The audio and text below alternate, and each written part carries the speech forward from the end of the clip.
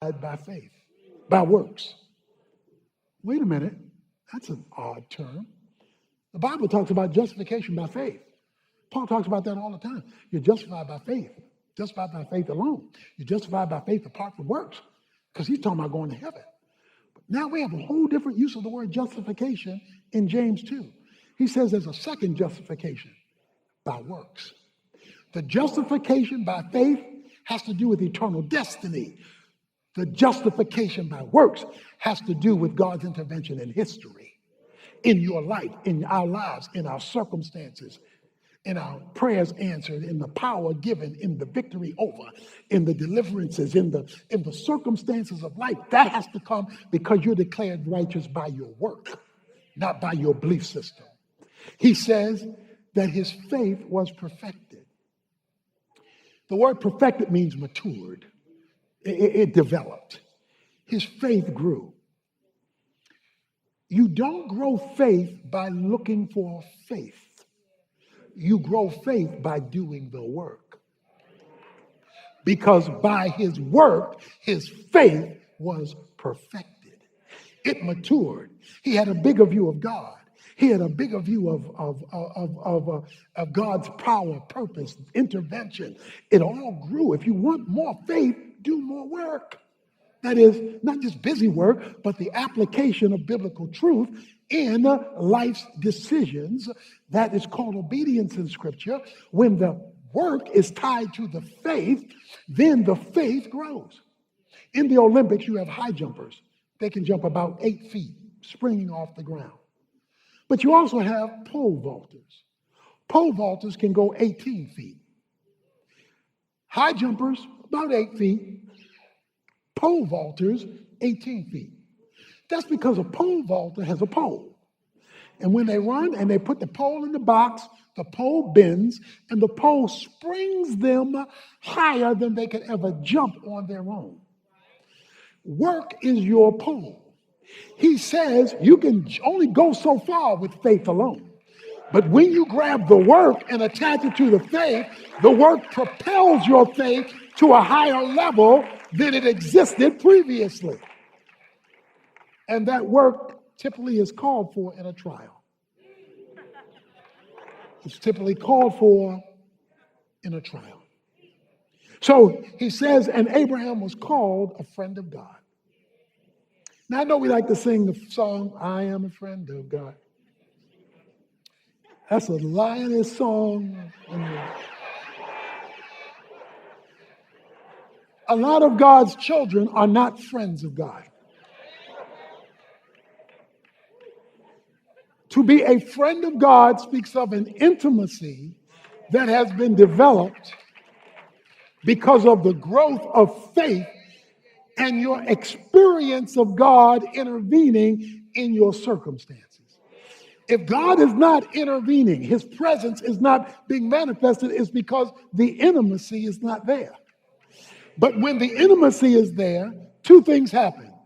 God in the Old Testament called Abraham his friend, but then people saw all that God was doing in Abraham and they said, he must be a friend of God. Has anybody ever called you a friend of God because they saw what God was doing in you and through you that benefited you and from you benefited others too? Because the hookup is so tight and so close that it becomes visible in history, not just academic in the head. It is a relationship that is obvious. So a lot of Christians aren't God's friends. Some of you, and some of us have kids and they're not our friends. They're our child. But we're not close to them. We don't have that kind of connection to them. So he says, no, Abraham passed the test and he got a deeper experience in history of God's reality in his life because his faith produced work.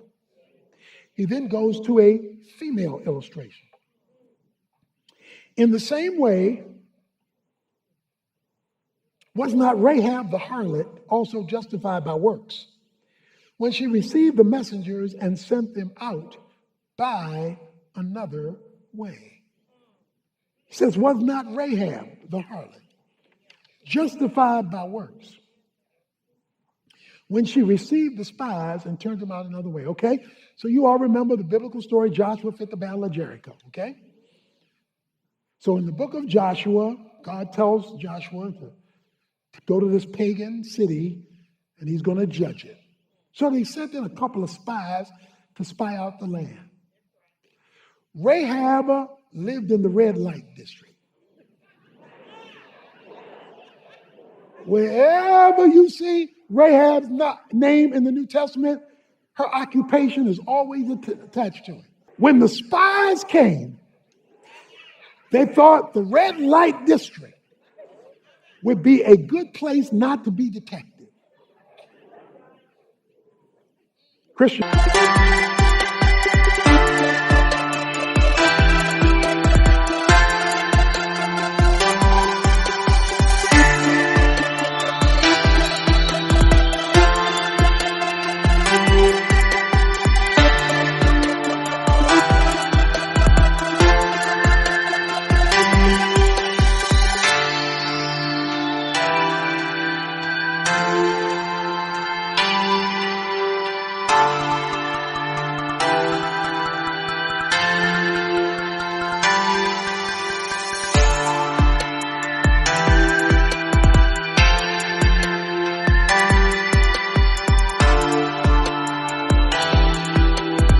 Would have had a hard problem with them spies. But they go to the red light district figuring this way. Rahab, the madam of the house, decides, she tells them, I have heard about your God. And I heard what he's been doing. And I believe in your God. She had a belief system. So she took them in by faith. The authorities discovered that the spies were at Rahab's crib. They discovered that the spies were at her house, or at least the thought was that they are there, and came knocking on Rahab's door. Rahab, we heard that the spies are here from Israel. Is that true? She said, absolutely not. She lied. Now, parenthesis, because I know what you're saying. Does that mean it's okay to lie? Sometimes.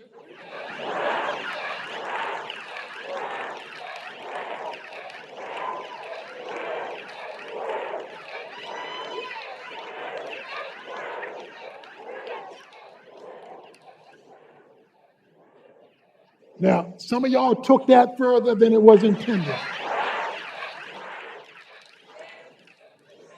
The one time it is okay to lie is when you're faced with two sins. And you have to make a choice because either choice is a sin. So you make the choice where God will get the greatest glory. She believed that it would be better to spare the life of the spies than to turn them over. So she lied. And she not only lied, but then she sent them out, the verse says, another way. So the authorities were coming in this door. She let them out of that window through the scarlet thread and let them escape. But on their way out of Dodge, they said, because you have done this, your work. When we first showed up, you told us you believed. But because of what you just did, your work, you gather all of your family, you bring them into your house, and when we shut this mama down, you and everybody in your house will be spared. Now, there is a statement about her house that's in the story in Joshua that is easy to miss. It says her house was embedded in the wall. So her house was attached to the wall. That means that when the walls of Jericho fell down, there was a piece of the wall still standing. There was a piece of the wall still operating because her house was.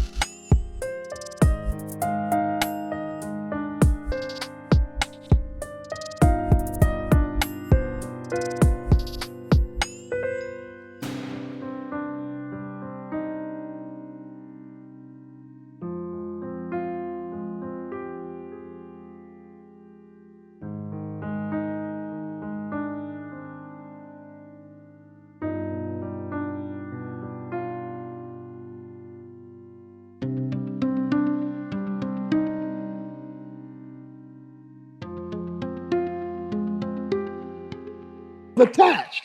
And because of that, this piece was testimony that God can cover you in history when everything is collapsing around you. God can cover you in history when everything is falling apart around you and your family, because everybody in the house was covered. But not only that, God not only saved her life, he changed her legacy and he changed her destiny. Because Rahab the hoe, Rahab the harlot, Rahab the prostitute, Rahab the lady of the night, where the Bible never lets you forget that that was her background, because every time her name shows up, her previous occupation shows up with it. But it says when Israel left, she left with him. She ran into an architect who put together the architectural structure for the city of Jerusalem. The architect fell in love with a hoe. The architect fell in love with a harlot. He married Rahab. When you read Matthew chapter 1, and it's telling you the genealogy of Jesus Christ, Rahab's, the harlot's name is there. She's in the line of Jesus Christ. When you read Hebrews chapter 11, and it tells you about all the great people of faith, Rahab's name is all up in there. So what God tells you is, you may have had a bad background, but if your faith will go to work, I can change your future destiny. I can change where you wind up. Because her faith was working with her work. She didn't just believe it, she moved on it. And when she moved, history got